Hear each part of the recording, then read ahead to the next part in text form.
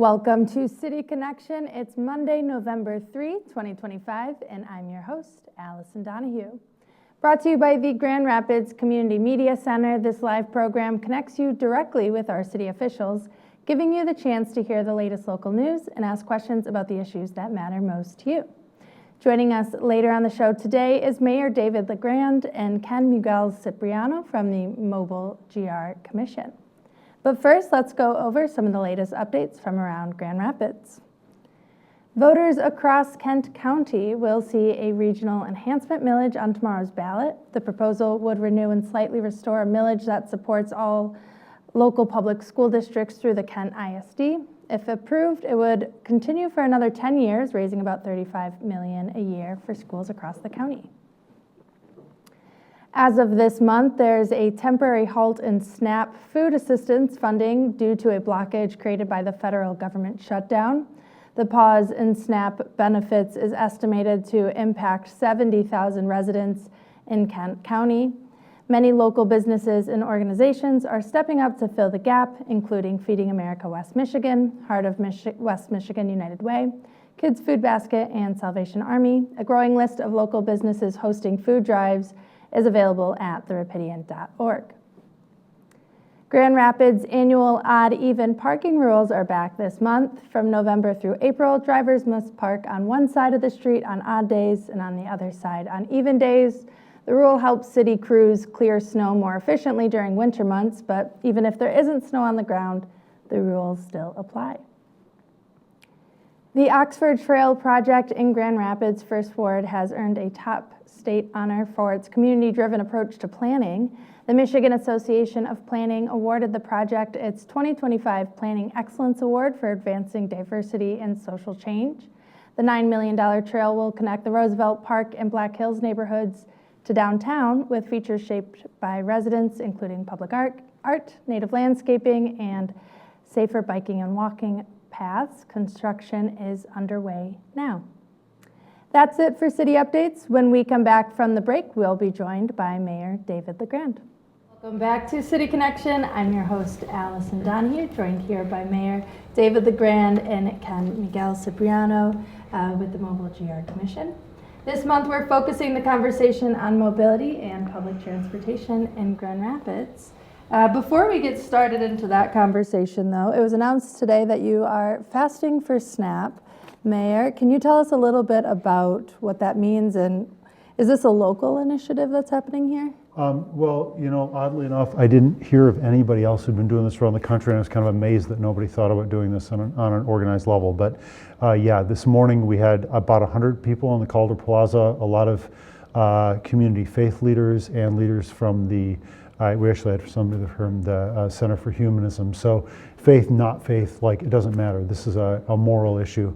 And the reality is, people are going hungry right now as we speak. And you mentioned, food banks are one thing, but we can't possibly backfill SNAP. It's just too big. So there are probably 35,000 people in the city who are affected by this. And, the government just did a half measure after we were there and said they're going to partially, temporarily, well, we're going to fast until there's full, stable funding in place. And so we're committed to that. Fasting has got the tradition of fasting. One of the things about it is you're doing it yourself, right? So it's I think, nonviolent testimony at its best. You're not doing it to anybody else. And the other thing about fasting is it makes you focus on the issue, right? And so it's not a substitute for giving somebody else food, but it certainly does. It can be a powerful sort of movement of solidarity, and it does, keep it at the forefront of your attention. And this is something that I'm just incredibly distressed about and concerned about. And I really hope that everyone in the community who can, not everyone can fast, but everyone who can, who is food secure, will join us. And there's a website for folks to sign on. There is. It's Fast for SNAP, all rolled together, right? fastforsnap.com. You can go on there and pledge to do it, or if you can't fast for medical reasons or whatever, please, I'd love it if people will still have their name on there to be counted. And it's not something that's geographically limited. So you can share the link with anyone you want in the country.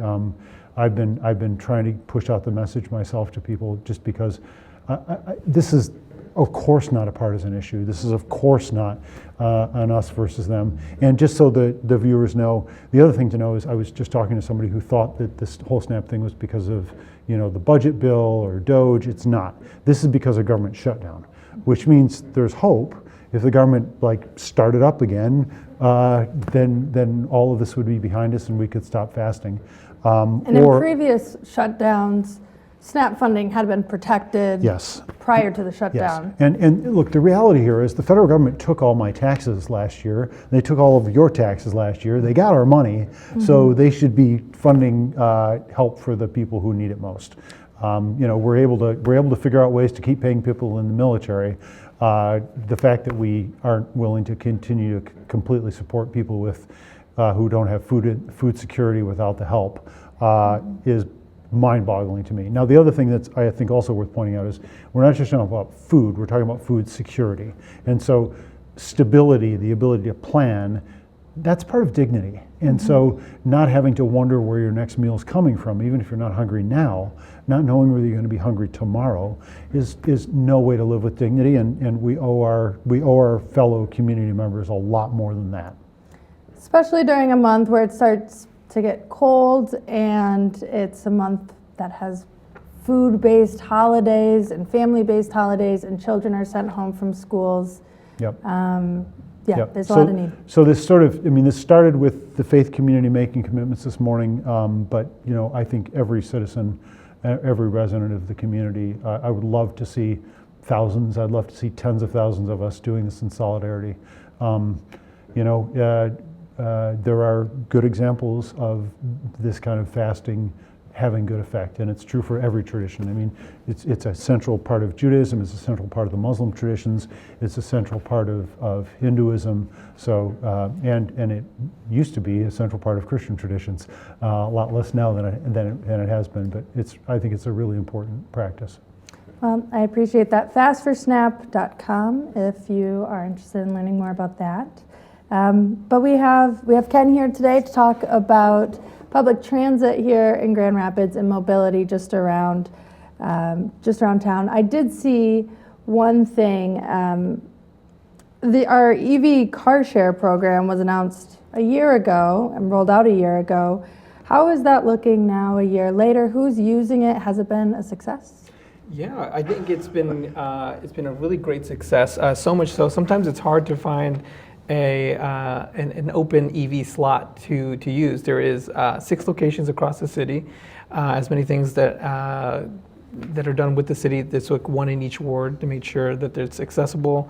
And from what I've heard is, all those EVs are being used up, and then they're also positioned very close to the shared micromobility parking stations as well. And so there had been talks, I know, about expanding the service. Of course, it was initially a pilot, as many things start off at the city, and then it graduates into a program once it's successful. But the numbers are escaping me right now, the exact numbers, but usage has been high across the city. I can fill in that there for it you. is. Yeah, I saw the reports, and on average, those cars are being used 10 hours a day.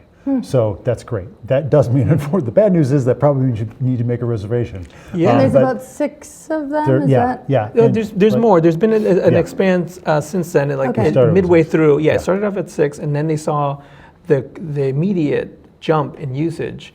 And as the mayor said, 10 hours a day. That might not seem like a lot, but the particular charging station that we have is what's referred to as, I think it's a slow charger, so it does take a little bit longer to charge, and so there's some light math that goes on in the background, and so if you use it for 4 hours, and you almost deplete it, it does need to rest and charge enough so that I can use it for my trip, that I'll be using it for like 6 hours. And so I think that was part of the conversations of when we see the usage go up, how might we plan to upgrade our infrastructure to a fast charger, to more locations, and deeper into neighborhoods. There's a lot of other plans that go into place at that point. But I think we're right there at the tipping point where it might become a program, and because the usage is so high. Yeah. Are we finding that it's affordable for folks who use it? Oh, it's a screaming good deal. I mean, let's be clear. I mean, the average car costs about $10,000 a year, which means it's costing you about $30 a day to have a car. If you rented this thing all day, it would be $30. So if you can, if it displaces, like what this is, and again, a lot of times in this space, people want to do binary thinking. They want to be like, well, I need a car. Like, no one said you don't need a car. The question is, can we move to a world where people can become a one-car family instead of a two-car family? Well, that will take a lot of tools. So like Ken, I bet a lot of money biked here. I biked here, but we did that in my family, that frees up the car we have so my wife can use it. Well, if she bikes and I bike, then one of us can use the car at higher, and we start doing things like where we kind of book our own car. Like I have to tell Melissa when I'm gonna need the car, and my daughter just texted me, is like, I need the car tomorrow morning from 9 to 11. So our car is kind of a car share, but if you can use a car share in your life as the way to get you out of having to own a car, then if you don't, I don't need a car tomorrow. So why should I spend the $30 to own one and have it sitting in the driveway if I could have a city program where I could pay $30 to take it for the day if I was wrong? Yeah, more specifically, it's $5 an hour. And they're really nice EV cars. I don't know about other folks or about yourself, but the cars that I have driven in the past are always on their last legs, and so getting on the highway is tough, and you get nervous about that. They have great pickup. It's cleaned regularly. And to the mayor's point, when people are like, well, we don't want to mandate that people have to have this. No, I think it's one of the most American things is that this is freedom of choice. It's another option that people get to have. Sure, you can have your car, and sure, you can take the bus, you can bike, you can walk, or you can get in a really nice EV car. Yeah. Another conversation, well, I have a few, and I know that these will come up in questions from readers. So much complexity here. Yeah. We could spend the whole hour talking about just electric cars easily. I know, we're talking electric cars, buses, and bikes today, so I think we're hitting and walking, all of it. remember. And walking as well. So let's talk about the conversation around the project on Wealthy Street. That's putting in a protected bike lane down Wealthy. Is that the Yes proposal? And no. I mean, Okay. I think there's some continuing design conversations there. And even if you say protected bike lane, Ken and I probably both want to go to like protected from who? So if you have an undifferentiated bike and pedestrian lane, well, then you're not protecting pedestrians from bikes. For example, we have one protected bike lane in Grand Rapids now, and there's not much good connectivity. It's Turner, and a lot of people make fun of it, not unreasonably, because like you can't take a trip and take that and have that be the content of your trip unless you're visiting your next door neighbor and you happen to live on Turner Street. But that's a true protected bike lane that's lower than the sidewalk. And that's the only one of those. There may be another one in the city that I've missed, but that one I know because I see it all the time. The proposal on Wealthy was to essentially have a bike lane at the level of the sidewalk. So think about doubling the width of the sidewalk and saying this part's for bikes.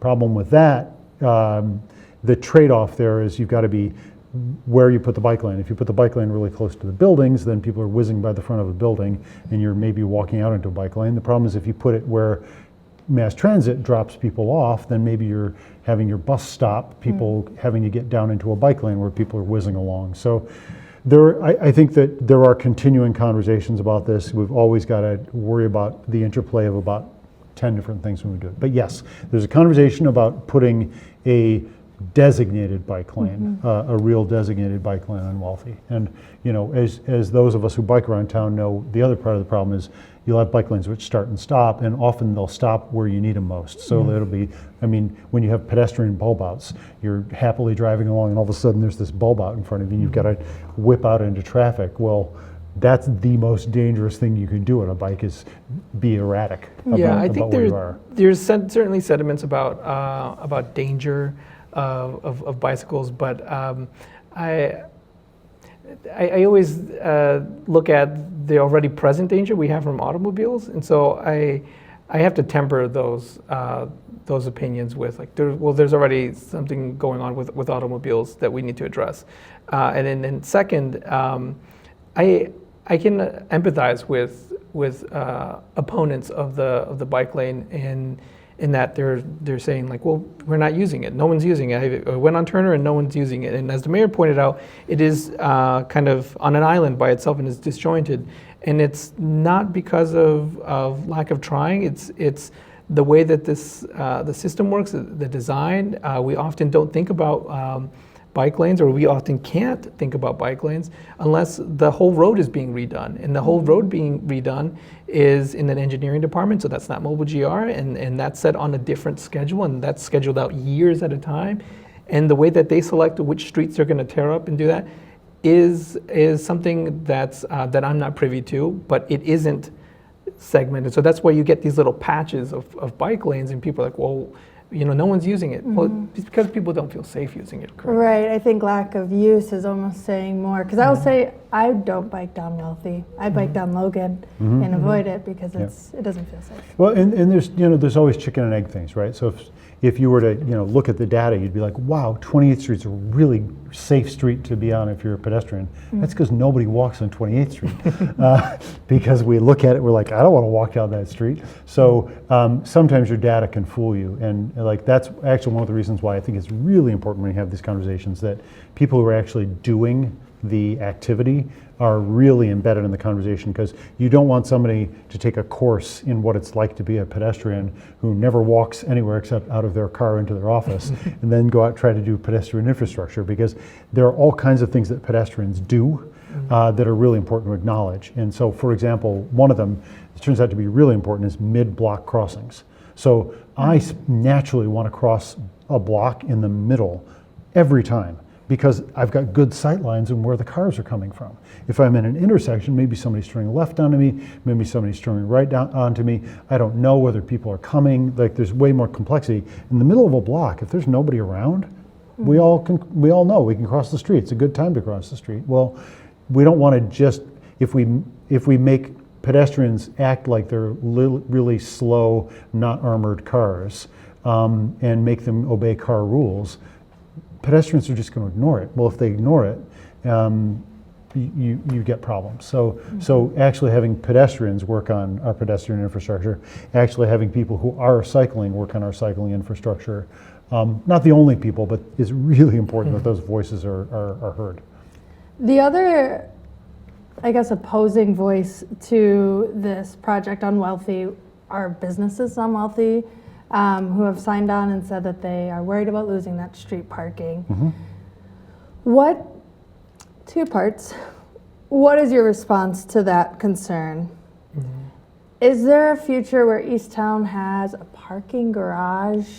What is the future of parking in Easttown in your view? Yeah, I'd like to kick us off. I think that I would want to hear more about the unmet need behind that concern around parking, because I don't think that business owners are at their very core really concerned about parking. I think there's something behind that, which is just a really logical thought, is that's where their customers use cars. So if they don't have parking, then they won't have the customers that they need, then they won't have the business, they won't meet their quotas. There's that. So I would, if that is the case, and that is the unmet need that's behind that, I think we should have a conversation about how might we find a solution to make sure that they still hit those numbers, so there is that turnover of customers and new clients that come in.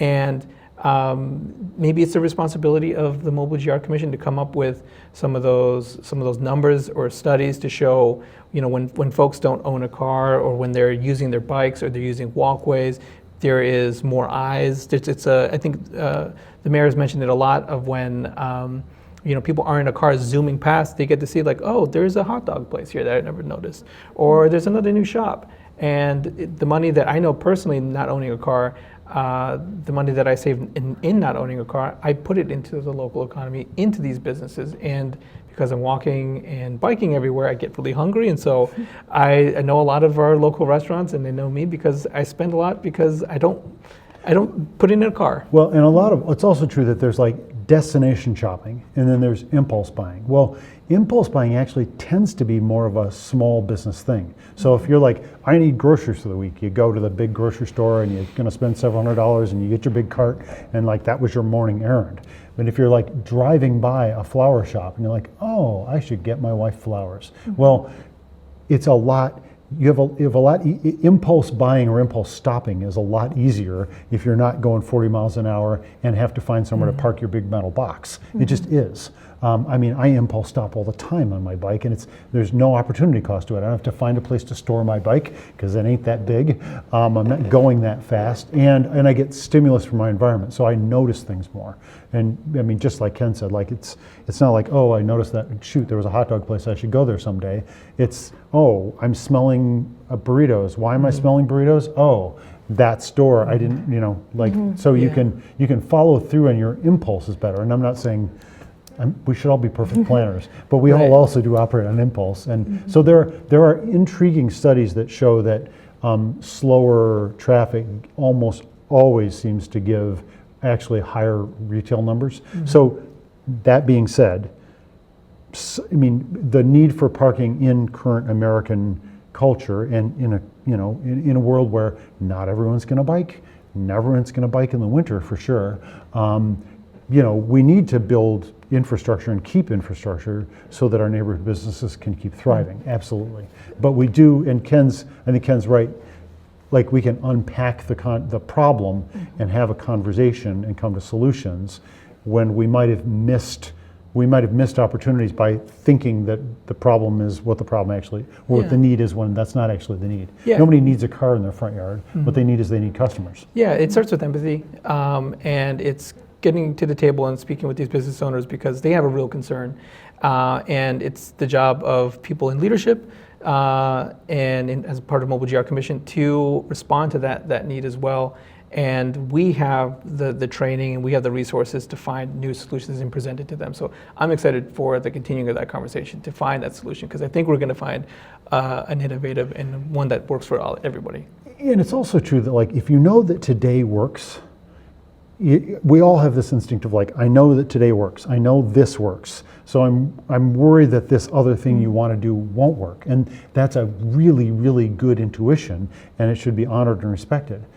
That being said, sometimes you can look around and see the new example if you look a little if you put your head up a little higher. So I'll give you an example.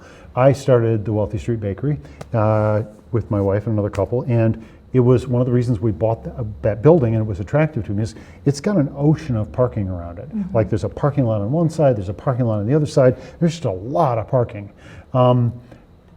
And I always, right at the beginning, I thought, we have this incredibly pedestrian-supported business because it was really close to Heritage Hill. Lots of people walk there, but lots meant 20%, maybe. So, I really could see that we had the car traffic, and I thought that, boy, we need a parking lot. And then a few years later, 10, 15 years later, Donkey Taqueria opened a little further down the block on Wealthy Street. Zero parking. And the place has been thriving ever since it was open, because it turns out people will go down a side street, find a parking spot, and walk back to Donkey. And so there was parking. It's just that in my mind, people needed it like right by my business.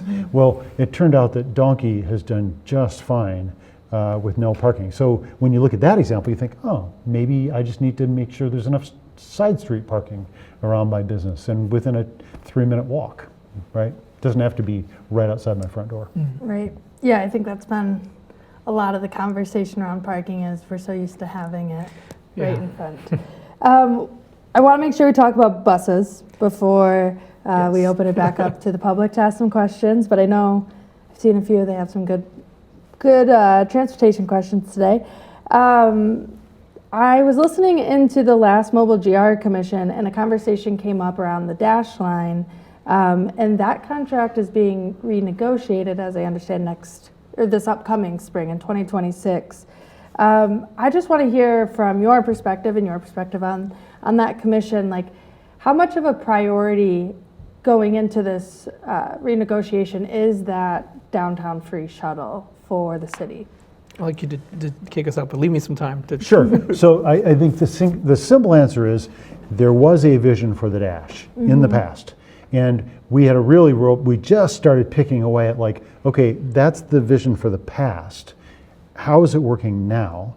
And how do we want it to work in the future? So for example, a lot of the initial conversation around the Dash was like for tourists. Well, as we see more and more housing going in downtown, and there's a lot. And so 111 Lion is getting converted to housing. There are other things going on there. Well, if downtown becomes a neighborhood with people in it who want to be able to use it as residents, then you go and have a new conversation. Also, that idea that downtown is a hermetically sealed unit. Like if downtown is a neighborhood, then it should we have it facilitate it being able to talk to other neighborhoods, so to speak. So I think it's time we crack this open and have a broader conversation. So I'm not telling you that there's a simple answer. I am excited and urgent that we have a conversation, but you always have to start with complexity and dreaming and then narrow down to possible, pragmatic, implementable. But you got to start big first. So I'm happy and thankful to the mayor that he reappointed me back to the Mobile GR Commission because I had previously worked for the city of Grand Rapids in Mobile GR Commission, and I'm happy to return to defend and to make sure that the Dash still remains, because that was my outgoing project along with another group of great individuals at Mobile GR. Great. It looks like it's about time for us to take another break. If we want, we can bring up the Dash conversation again, but when we return, we'll be answering questions from viewers like you. To take part in the conversation, send in a question to cityconnection@grcmc.org or submit a question through the Rapidian's Instagram story @the Rapidian. Back to City Connection, it's November 3, 2025, and we're joined here by Mayor David LeGrand and Mobile GR Commissioner Ken Miguel Cipriano. During this part of the show, we'll be taking questions from viewers. I did want to just go back and give us a little bit more time for that Dash conversation. It went up right before the break. We talked about EVs, we talked about bikes, got to talk about buses. Ken, you shared with us about your history kind of in shaping what we know the Dash to be today. How do you envision or prioritize what do you prioritize for the future of the Dash? Thank you. I will have to say that I did it alongside a really great team at Mobile GR as well. But what we did was create like a really good prototype, and that's what this is. In the process of redesigning the Dash, it felt like putting a twin-size sheet on a queen bed. When we got one part right, it pulled it out from another, and we pushed together something that really worked for the time frame that we had. We even produced the work line, which is a secondary line, just a much smaller loop. But the goal was always to shift it from a quick history lesson for those that are watching. The Dash used to be the Gus bus, and it had been focused on commuters. So folks are coming in from the burbs, they want to park once and then go into their office and then go from their office right back out home. But we really wanted to center the resident in this new Dash iteration. And that's why the Dash stops are all these places of interest: the library, Studio Park, Bridge Street Market, at the time the new Leonard Street Business District. And so in this next vision, I'd love to see increased frequency. I'd love to see more amenities. The original plan, as maybe the mayor can talk about, being involved in politics, you come in with this shiny plan and it gets all cut to pieces, and people only see what's left.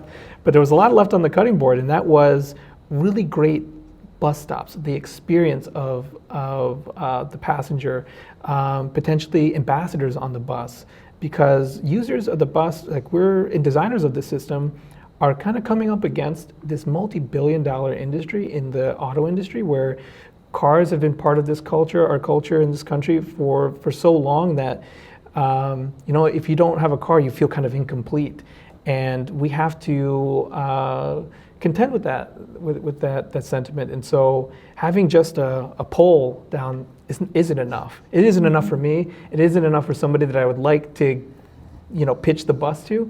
It looks more like that's a piece of art, or meet me at the mural that's, at, the Rosa Parks mural, it could be, or we're Furniture City. We should have amazing bus benches because we're Furniture City. So there's a lot left that was left on the cutting board that I'd love to revisit and see how we might see that in the next iteration of the Dash. And minimalist shelter, right? Because we have weather.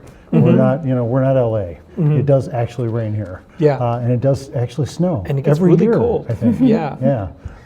So we could predict these things. Well, thank you for taking my question. We've got more questions from people who are not me, though. This one comes to us from email. The question is, where do I get access to the car share EVs? Is there a website to connect or reserve them? Yes, it is the DART program, so Dash Around Town is what it stands for. But if you go to the city website, Yes. it's dead easy. So I actually didn't ask staff about this. I just got on the city website. It took me about 45 seconds to figure it out, and then I was so excited I went and told my wife. I was like, "This is so cool! Look, here's the map where they all are." And I didn't there's design behind that. The people that helped design that site, and especially at Mobile GR, shout out to Max Gillis. Make sure that you minimize the clicks that you need to take. So when you go into the city website, you search Mobile GR or you search DART, it goes in with as minimal clicks as possible. I think maybe even if you do car share, because I was not a very sophisticated, I didn't know any of I didn't have the acronym in my head. I was just I knew we had done it, and I was thinking so I go to Lansing fairly often to advocate for the city, and I figured out, the first 150 miles are free. It's $5 an hour. If I go to Lansing, which takes about an hour to get there, and I spend about 4 hours there and I come back, I can do the whole thing in a 6-hour period, which will cost me $30, and all my fuel's free. Deal. So that was my logic and why I wanted to use it, but it didn't take me that long to figure it out. But very specifically, it's in each ward, and if the writer or the person submitting that question, if it's not close enough to them, I suggest that they send an email to Mobile GR, and then we get that data point, and then that all adds up to the next time that we want to expand. We have new data points of we should put it as close to this because we got feedback. It is that easy sometimes. Yeah. I went through the process today while getting ready for the show too to sign up for the program, and that was pretty easy too. Yeah. Just took a picture of my license and put it in the app, and hopefully I'll get approved. Yeah. Great. Another question. This one's from Reddit. What can be done to hold Lime bike or scooter users more accountable to return these in designated zones after they've rented or stolen them? I often see these blocking curb cuts or making some sidewalks impassable for people using mobility supports or devices. I love that these are available for use, but the lack of concern for accessibility is very frustrating. Yes, so I can probably answer this, and Ken can. Yes to the frustration, and I have been not very temperate sometimes. My daughter is blind, and when she has to walk down a sidewalk, I really want that sidewalk to be open. I don't want her tripping over random things that got left in this street like there's somebody else's problem. So that's a big pet peeve for me. If you want to leave it in the middle of the street, that's one thing, but don't leave it in the middle of the sidewalk. Yeah, I have a lot of opinions about it as well, as Mayor suggested. But yes, I think we should find ways to work with Lime to eliminate that. We created the DPZs, the designated parking zones, to make sure that they do that. To me, it is a mystery how, because it won't let me end it. Otherwise, it just keeps billing me. So it behooves the user to return it to the zone. So that's an investigation that we can certainly do. But I would say, as a person that's switching over from biking down to walking and taking the bus, I do see scooters in the way. But I also see where I live in Burton Heights on the south side, I always see cars blocking the sidewalk as well. And a lot of every winter, there's undoubtedly there's a moment where one of my neighbors is in a wheelchair and they're trying to they're in the road. And when I was using a wheelchair after my accident in 2023, I found it really difficult to move around. And it was, yes, sometimes there was scooters, but more often than not, it was parked cars parked in the sidewalk. And then it was a lot harder to get around a car than it is a scooter. Yeah. So a couple things that also people should know in terms of tools in our tool chest. Yes, those designated zones. I actually think this has gotten better, and I get very grumpy about it whenever I see the exception that proves the rule. But I think we've gotten better about. I am seeing less of them just left. because you keep getting charged. And so and I think we can always move into more. Every time I see 3 or 4 of them on the sidewalk, I think, okay, we need a concrete pad over here so there can be a designated parking zone off to the side of the sidewalk. And there's plenty of space to build this. So nothing's perfect, but there are things we can do. That's number one. The other thing that viewers should know is we can geofence these things, and that means we can literally, for example, if you're at the Dash hub, you can't be scootering around in between the buses because they just don't work there. But you can also cap speeds, and so that means like you can limit them going, X amount of speed, and that's useful because, speaking personally as a cyclist, I always wear a helmet. It scares me how many times I see people on scooters and people who think it's a great idea to like take their kid on them in front of them. And I think you are one pothole away from a closed head injury. And so I guess I'm glad that they're an option for people, but I worry a lot about the users. And I worry a lot about their interaction with pedestrians. I mean, my mom, who lives with us, who's 83, walked out of the house the other day and almost got railed by a scooter just whipping down the sidewalk. And, so interactions with less nimble people in our population really does worry me. But I'm not anti-scooter. I'm just saying we've always got to work on ways to make it better. And I'm not anti-scooter, but I'm sure a lot more pro-bike. I'd way rather, if I could see every one of those scooter riders on a nice bike, they're more visible. Nobody throws a 3-year-old in the front handlebars of a bike and goes down the street like it's going to be fun. Yeah. But people do it with scooters all the time. We have lots of questions today, so I'm going to keep us moving. One more before we take a break. The bike lane on Division is a huge letdown. Why doesn't the engineering department hold good bike lane design standards? Oh boy, I am saddened by all the ways that could be better. We can get into them, but we want to be shorter. So yes, we have in theory adopted NACDO, which is I've got the NACDO book, the design book, and there's so many good ideas, and so much good work has been done in terms of making better bike lanes, better infrastructure generally. And I think partly we need to be more visible. We also need to be willing to share plans and then modify them. And I don't think, frankly, word pictures out to the community are enough. So sometimes I'll get notice of, we're going to do bike lanes on Boston, and I just get a word picture. I'm like, well, not all bike lanes are equal. When you say that, what do you mean? And what is it going to look like, and how wide are they? And do they have, speed tables at the bus stops? And so I'm geeky enough that I don't want to just hear you're going to do it. I want a picture of what you're going to do, and I want a chance to change the design after I've seen the picture. And I think, frankly, our community should be able to have input and chances to change design after they've seen the picture, so to speak. And that wasn't part of the process on Division? Well, I saw a picture on that, and I immediately said, there's no tactile differentiation between your biking lane and your pedestrian lane here. We need to fix that. And that's not in what happened. Now we could probably go back and do something about that. But otherwise, again, like a blind user, how are they going to know not to walk into the cycling lane? But the other thing is, like, if you have buses dropping people walking out into a bike lane, and I got sensitized to this in Boston, where they just made that mistake at a bunch of places, and it's really scary to walk off to get off a bus and have somebody going 25 miles an hour on an e-bike kind of in your face, and hope they don't hit you. So having really, and cyclists don't want to do that, so having a really simple signal for them, like a speed table in the bike lane, like, yo, somebody might be getting off this bus with a walker.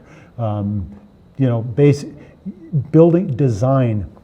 So one of the things that Ken and I both know is, historically, when we talk about infrastructure and mobility, people very quickly want to go to either blaming the user, like, oh, that pedestrian shouldn't have been wearing a dark coat, or, oh, that driver shouldn't have been on their cell phone, or they want more enforcement. They're like, we need more cops writing more speeding tickets, right?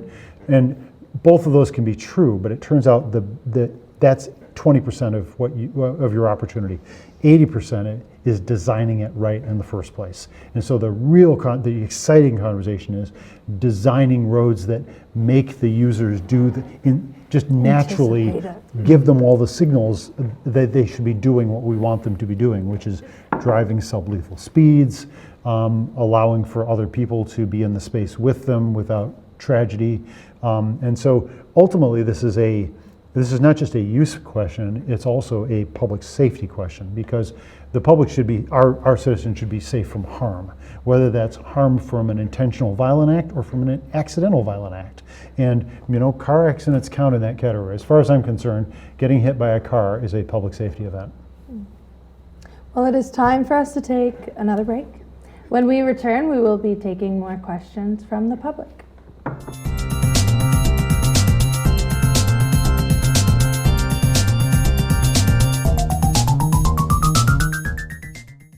Welcome back to City Connection. We're joined here by Mayor David Legand and Ken Miguel Cipriano, taking questions from the public. While we were on break, you said that you had one more thing you wanted to say to that. Yeah, I wanted to encourage, not to pass the buck, but I wanted to encourage that viewer to speak out, to reach out. There's a way on the city website you can look at to see what positions are available in other city commissions or committees that are available, because the change could be in you. I'm no one really special. I'm just a really loud resident that has a lot of opinions, and so now I'm here. And so you too could be here as well. Just keep it up.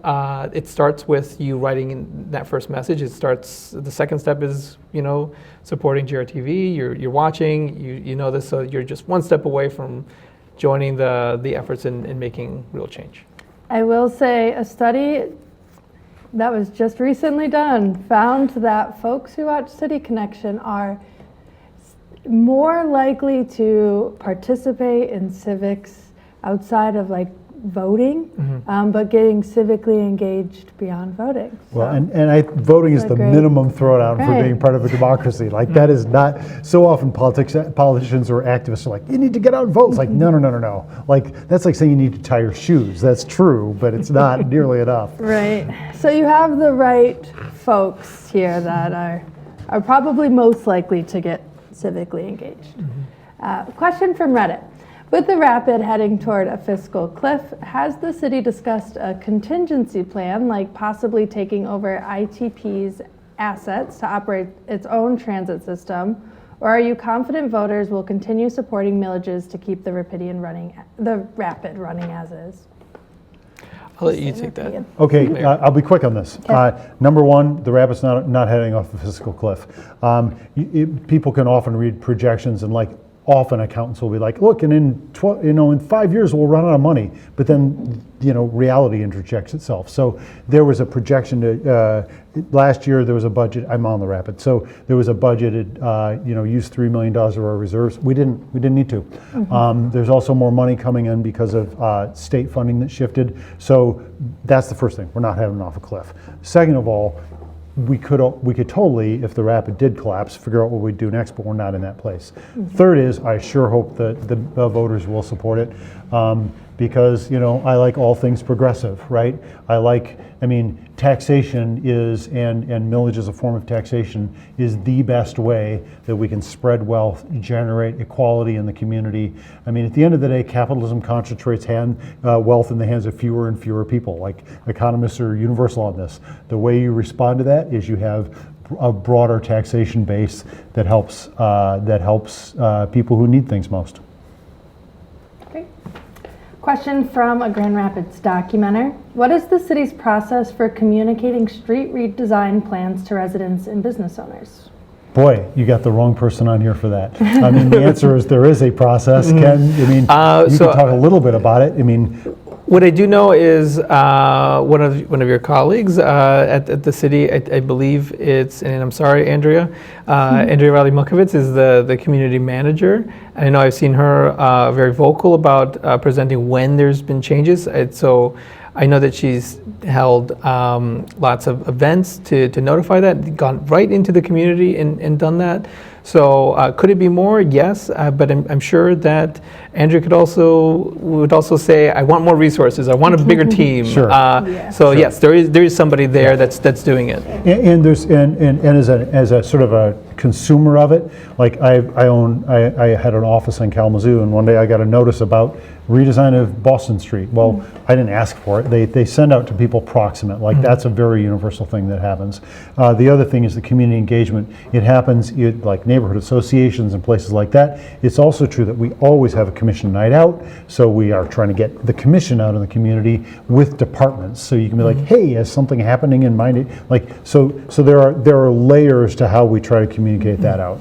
And then, part of my job and part of the commission's job is to sort of have a sense of what's going on so that they can publicize that. So, there are several different strategies all happening, pulling in tandem. And actually, I think the city, you can always have 20/20 hindsight and criticize anything afterwards. But in general, I think the city has gotten so much better about communication and engagement than it was a couple decades ago. It's really impressive.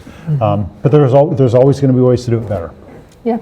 I would also just say like corridor improvement authorities, I think, are a good spot to learn about street redesign and what's happening. Definitely.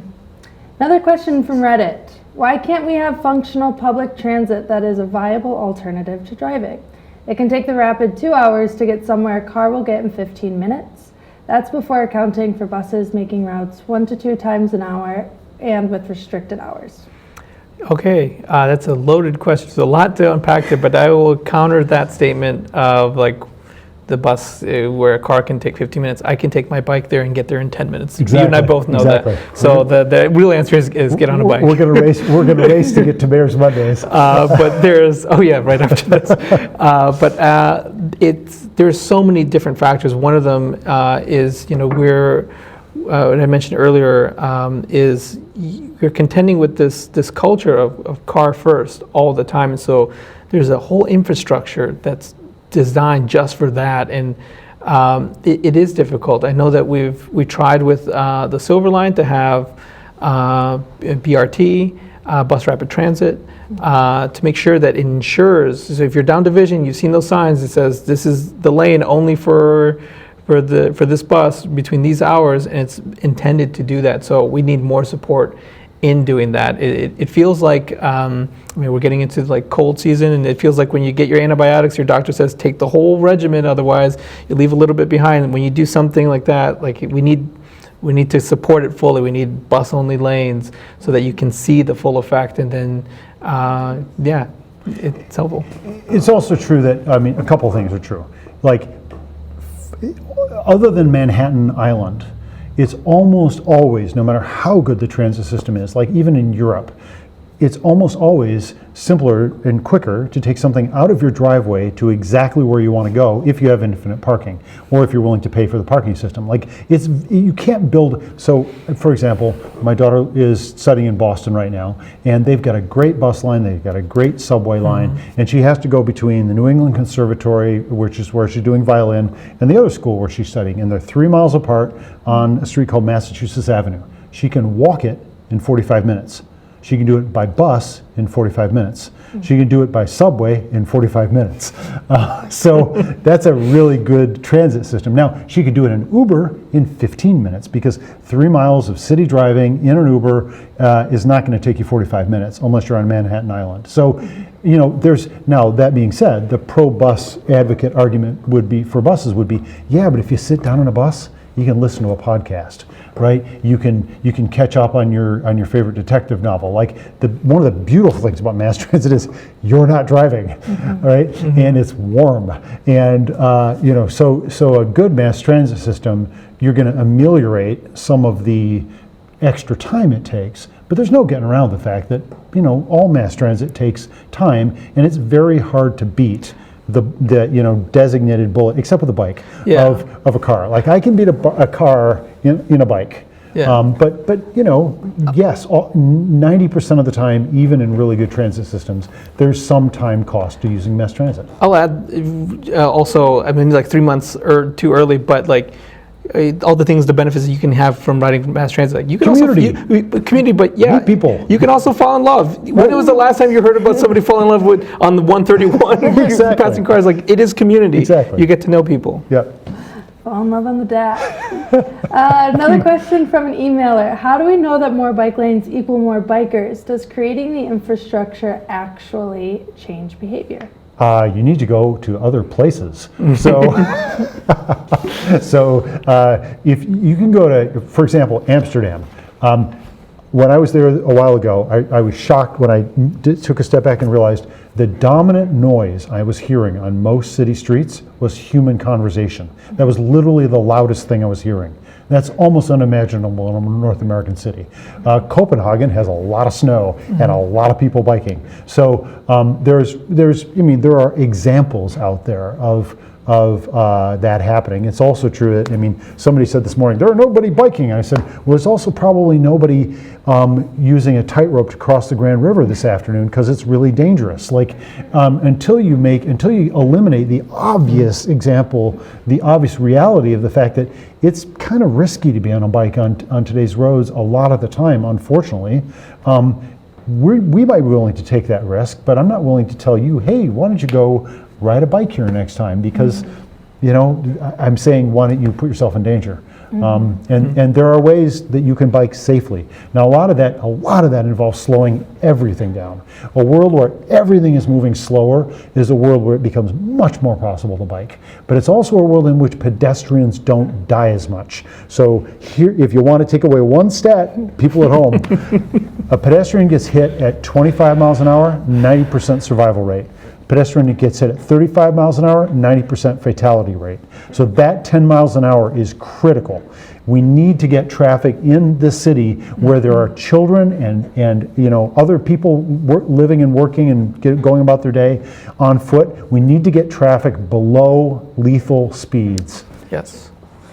Okay. I believe that is all the time that we have for today's show. Had a lot of great conversation though about public transit.